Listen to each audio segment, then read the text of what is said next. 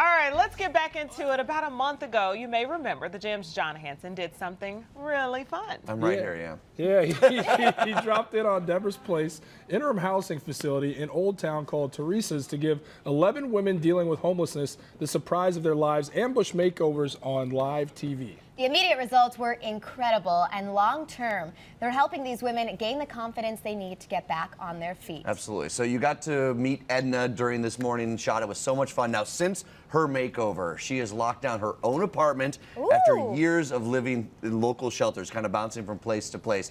And we got a chance to catch up with her and her journey. Let's check it out. What's that in the envelope? Money. Pull it out. Pull it out, Miss Edna. Pull that lease out. It's easy to look at a person living on the streets and assume that they've always had it rough.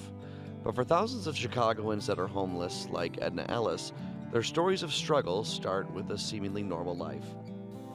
Well, I had been successful, pretty much all my life since I got out of college. I got my first real job at the Cook County State's Attorney's Office. I loved it, because I kind of thought of going to law school. And then one day, it just collapsed. I lost my job. And I was shocked, just shocked. Edna has spent years moving from shelter to shelter, staying a few months at a time, but it was Deborah's Place that turned her life around. It was like the Cadillac of all shelters. And they really care here. We have a whole crew ready for makeovers. When the Jam decided to surprise the women of Deborah's Place with makeovers, stylists, salons, and beauty experts across the city came together to give these inspiring women more than just a new look, but hopefully empower them for the next step. They just felt that somebody took the time out to come in and make our day. And the stylists and everybody who was here was so polite, and they asked them what they wanted. They made their wishes come true. They celebrated with them. They gave them hugs. It was like memorable for them. We were so surprised that all of them participated in the walk because they so shy, some of it, and they were like, wow. Oh, look at her unbutton that jacket and spin around. Looking good, girl. It makes a lot of difference. You're dealing with a lot of individuals who experience trauma, low self-esteem. We want them to not lose you in your situation, to still know that you don't have to look like what you're going through.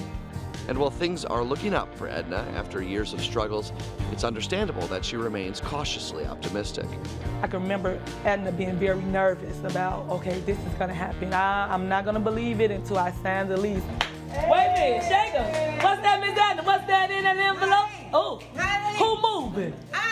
The smile on her face, it made us say, job well done. Because we didn't do the work. Miss Edna do the work.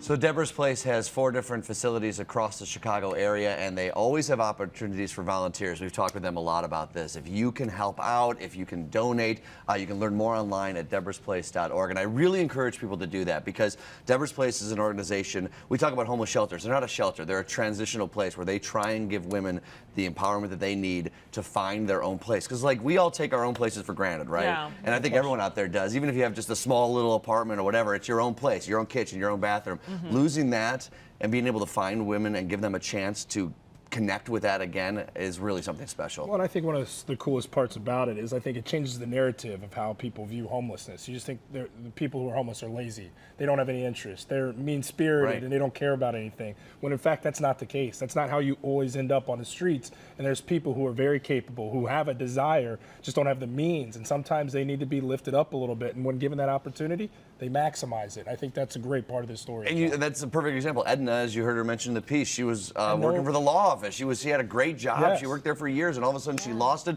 went through her pension, all that sort of stuff, and then you never know. It could happen to anyone. You're not just a drug dealer or a criminal on the streets. That's not how it always goes. And just a quick cool update on the story is that, so we were there last week when she was buying new stuff, getting ready to move in her apartment, but she actually did move in. So this is over the weekend. This is just brand new. As of like yesterday, she moved in. She got a nice place on the south side. inside and she's got a small apartment, but look at her brand new bed that she bought. She was so excited It's for beautiful this. She bed. wanted a queen bed. She needed a queen bed. She said that She's a queen. Absolutely.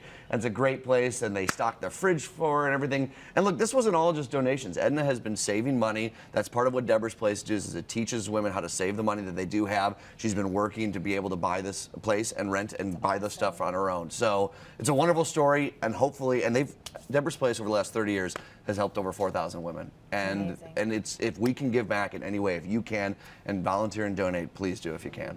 Jon, that's incredible. Great stuff as always. Really cool story. Look forward to following Edna as sure. she continues to build her life back. That's fantastic stuff.